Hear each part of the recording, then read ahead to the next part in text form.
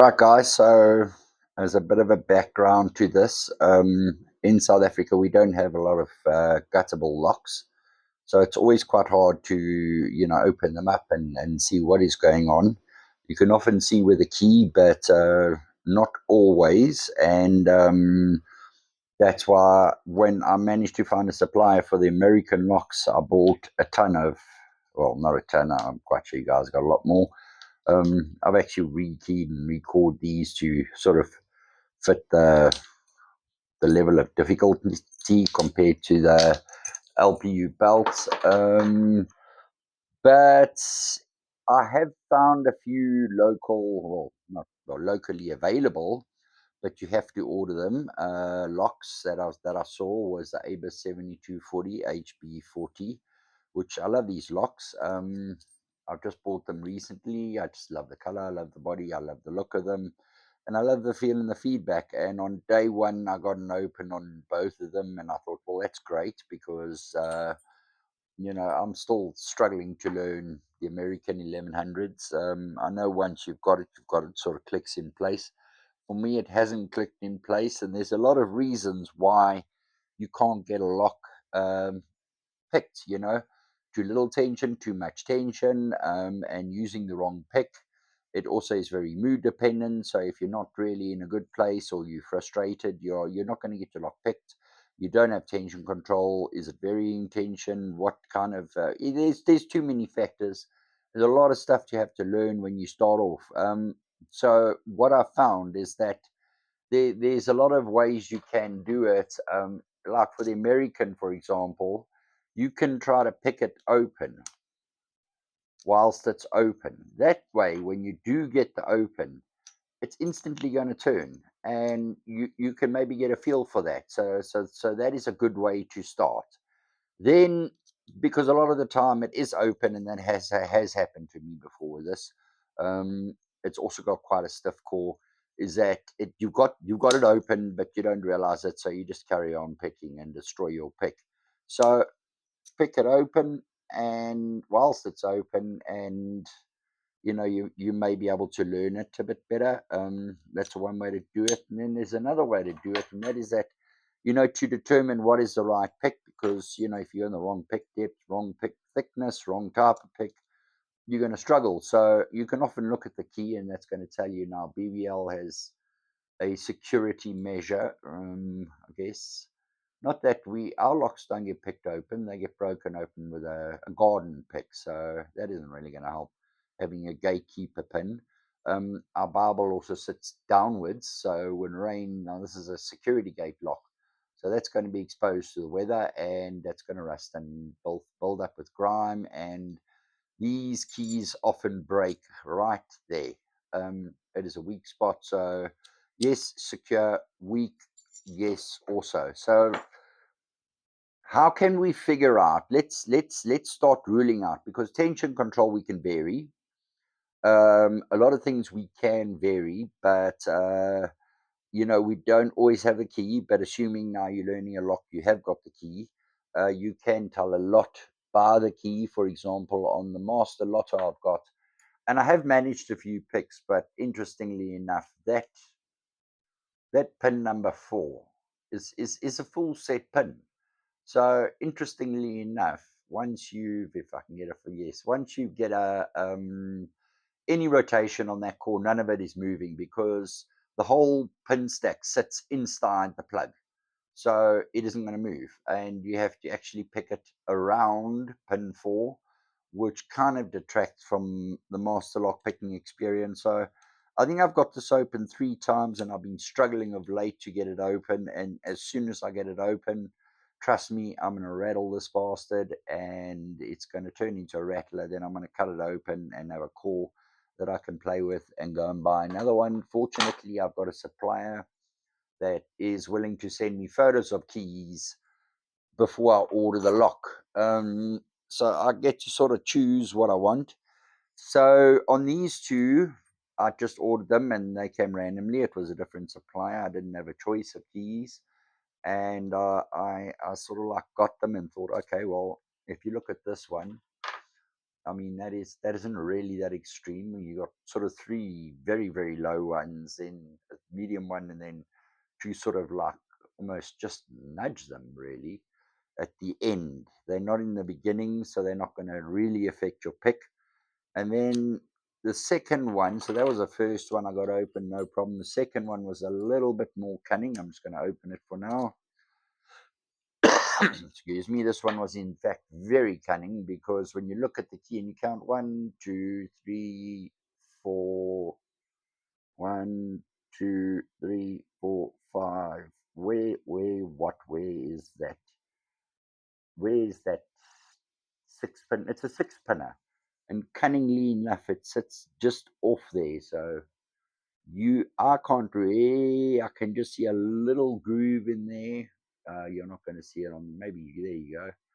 But I really, really looked, and only when I opened the lock could I find it. So how do we know what the right pick is for this key, for this keyway, for this pinning, for this? And what I would suggest you do, if your lock is guttable, obviously, if it's not, you've got a different story. The first thing is the pick thickness.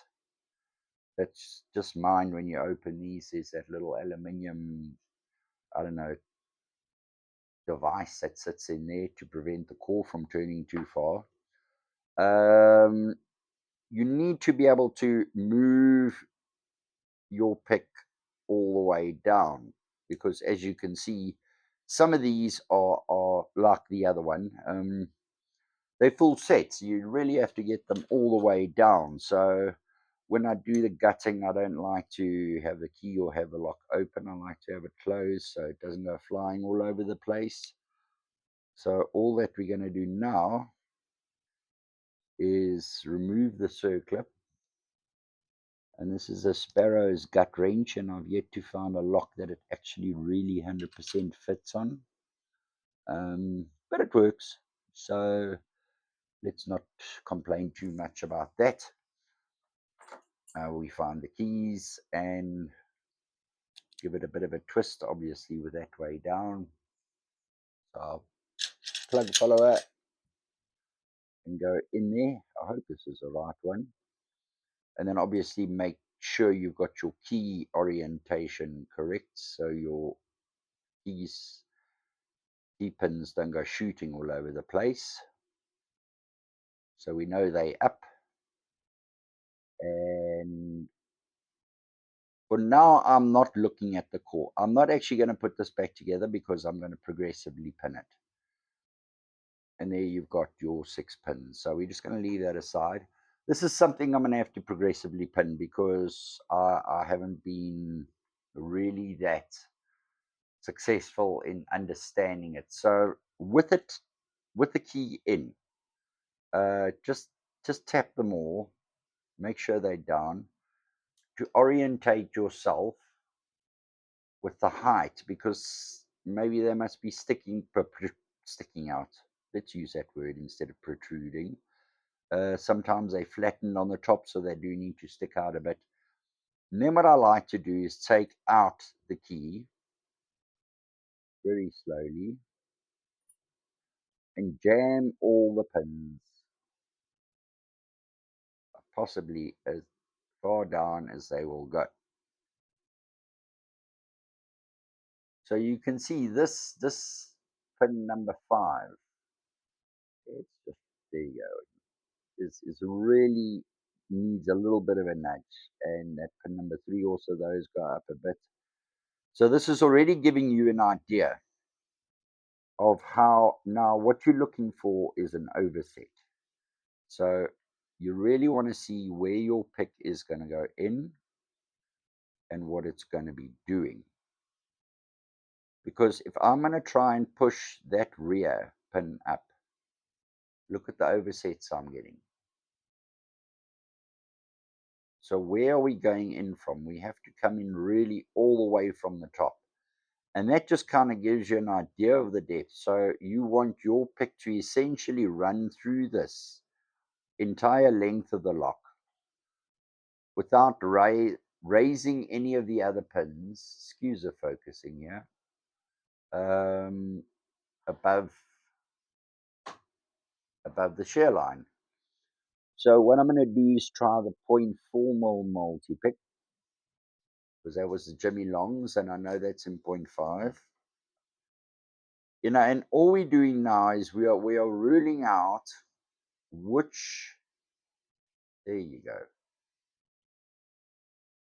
So this hook from multi-pick is the correct one, because if I'm starting at the back or wherever I am in this pin, in this sequence, I'm not actually raising it any of the other pins above the shear line, because obviously pushing a pin up above the shear line is going to cause chaos and give you an overset, isn't it? And then you're going to wonder, why can't I pick the lock? So here's a shallow hook. This is in 0.4. I'm going to try and see if I can get that up. And you see, as try as I might, the minute I try and set the 6 pin, I'm really trying to get this in focus for you guys. Ah, there we go. The minute I try set the pin 6, pin 5 goes into an overset with a shallow hook. Also, because it has a flat tip, I'm not able to get it deep enough into the lock to really let's try the Reaper number 5 and see how that does. So we know that a flat tip isn't going to work. We do need a pointed tip with this lock. And so far we do need something, because you see with 0.5, I'm struggling, really struggling to get, I'm coming right. I'm also not causing an overset. So with this in 0.4 or 0.5, to use a 0.6 or a flathead on this lock isn't going to work. It's going to give me an overset. I know our focus is terrible, but these are the picks I'm left with. The Reaper 0.5, the Reaper number 5, because that's in 0.5. The multi-pick, medium, pointed hook, that's the one. And let's try again with the Jimmy Longs in 0.19 or 19 thousandths of an inch or 12 millionths of a washing machine. That's gonna do it, but really only just. I do not have really enough. I'm running a lot of risk of an overset on the other pin. So because of that very deep 6 pin, I think my best chances whilst pinning this lock is really going to be either the multi-pick in 0.4 with a medium pointed hook, or the COVID Instruments Reaper 5. I think those two are going to, I can even try from the Echelon set that is in 0.6. So I've got a feeling it's got also a medium tip. It is sort of rounded. I think I'm going to be struggling to get this around the warding, or am I? No, I am not. This one as an option will work. So you get the general idea. Run a couple of picks through with just the pin in, and just have a look, see what is going on. If I push as hard as I want, I will get that 6 pin pretty much set. But no, look, you see, I still run the risk of oversetting pin 5. You can see it's rising a little bit too much. So yeah, give it a go, and please let me know in the comments if this has helped you with just trying to determine, because if you can rule out what is the correct pick for this lock, what are you really going to be the best off with, then a lot of your battle is won already. If you you can then just focus on your tension control and your feedback and work out. I've got the deep hook from multi-pick here. I've never tried this exercise. This is the first time I've sat thinking about this last night on how am I going to go about. And you see now I'm just this hook is too deep. It doesn't really. Oh, there we go. That's lovely. Want to get past any of the warding or any of, I'm assuming you're going to be using top of the keyway tension. I get up to pin 3, and then that's pretty much as far as I can go. I can, but it's a struggle to be dealing with the rest of the. So genuinely, it's not needed. Maybe not, but I'm going to stick to these two and take it from there. But I think for now, what I'm going to do is start progressively pinning from the back and just get used to those picks in this lock. So I'm going to pin only the back 3, and then I'm going to start focusing on the adding 4 and then 5 and then 6. To me, best way to learn a lock. Please let me know in the comments if this helps you.